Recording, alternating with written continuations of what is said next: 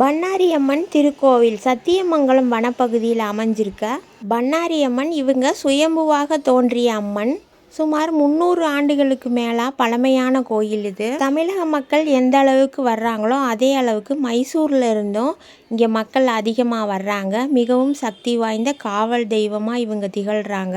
இங்கே மிகவும் புகழ்பெற்றது குண்டம் திருவிழா, அதாவது தீமிதி திருவிழா. இங்கே பிரசாதமாக புற்றுமண் கொடுக்குறாங்க, அதுதான் திருநீராக இங்கே கொடுக்குறாங்க. சில பேர் சொல்கிறாங்க இந்த தீமிதி திருவிழா நடக்கிறப்ப அங்கே இருக்க சாம்பல் தான் பிரசாதமாக கொடுக்கறதா சொல்கிறாங்க. இந்த கோயிலுக்கு வர்றதுக்காக நம்ம பயன்படுத்தும் சாலை பார்த்திங்கன்னா சத்தியமங்கலம் வனப்பகுதியில் தான் ரோடு வருது. யானைகள் நடமாடும் இடம், மான்கள் நடமாடும் இடம்னு ஃபுல்லுமே இயற்கை சூழ்ந்த ஒரு பாதையில் வருவோம்.